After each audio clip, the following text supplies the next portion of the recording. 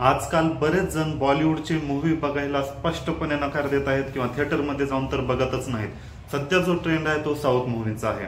आपण युट्यूबवर तर सगळ्यात जास्त हिंदी डब साऊथच्याच मूव्ही बघितल्या जातात। युट्यूबवर तर बॉलिवूडची कोणती मूव्ही बघितली सुद्धा जात नाही आणि सध्या बॉलिवूडचा चित्रपट कधी आलाय आणि कधी गेलाय हे पण लोकांना समजत नाही। एकेकाळी जसं मराठीच्या चित्रपटांच्या बाबतीत व्हायचं, आता सध्या बॉलिवूडच्या पण चित्रपटांचं तसंच व्हायलंय।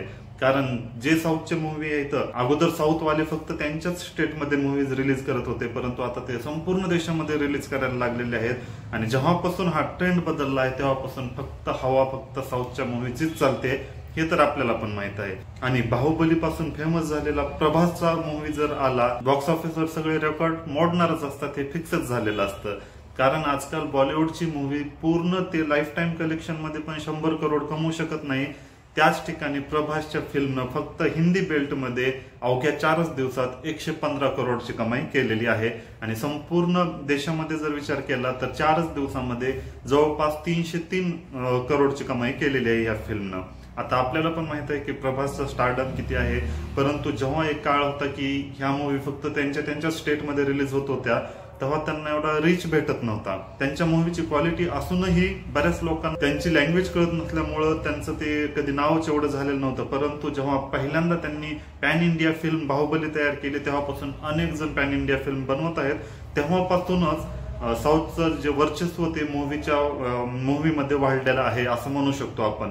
कारण तुम्ही बॉलिवूडचे मोठ्यातले मोठे स्टार सुद्धा सध्या स्ट्रगल करत आहेत आणि त्याच ठिकाणी साऊथची कोणती जरी मूव्ही आली, आरामानं 200-300 करोड तरी कमवतच असतात, आपल्याला पण माहित आहे। मागील काही दिवसात तर तुम्ही पुष्पा 2, KGF 2, पुन्हा RRR, कांतारा अशा ज्या मूव्हीज आहेत त्यांनी येऊन भरमसाठ कमाई केलेली आहे आणि बॉलिवूडच्या मूव्हीला मात्र असं काही जमत नाही।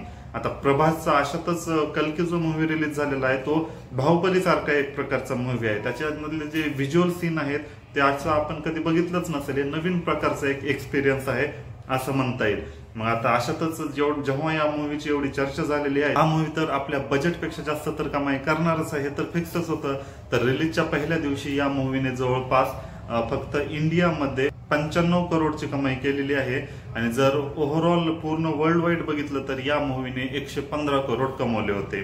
दुसऱ्या दिवशी या मूव्हीमध्ये खूप जास्त फरक दिसून आला। दुसऱ्या दिवशी अवघे 54 करोड कमवले होते आणि तिसऱ्या दिवशी 64 करोड कमवले होते आणि परत चौथ्या दिवशी म्हणजेच संडेला काल या मूव्हीने परत 85 करोड कमवलेले आहेत। तर म्हणजे वाढताच ट्रेंड आहे आणि फक्त वीकेंड मध्येच ह्या मूव्हीने वर्ल्ड वाईड 550 करोड कमवलेले आहेत आणि फक्त इंडियामध्ये 303 करोड। तर आता तुम्ही बघू शकता की या मूव्हीचं बजेट आहे 600 करोड आणि या मूव्हीने 4च दिवसात कमवले 550 करोड। आता येणाऱ्या ह्या दिवसामध्ये म्हणजे ही मूव्ही कमीत कमी 1,500 करोड कमवू शकते असा अंदाज लावला जात आहे। जर असाच प्रकारचा ट्रेंड राहिला आणि जे काही पब्लिसिटी म्हणते, माउथ ऑफ पब्लिसिटी जर लोकांनी पण सपोर्ट केला तर होऊ शकतं की ही 1,500 करोड पेक्षा बी जास्त या मूव्हीची लाईफ टाइम कलेक्शन होऊ शकतं। तर तुम्ही आतापर्यंत हा मूव्ही बघितलाय का नाही आणि तुम्ही जर बघितला असेल तर तुम्हाला कसा वाटलाय कॉमेंटमध्ये सांगा।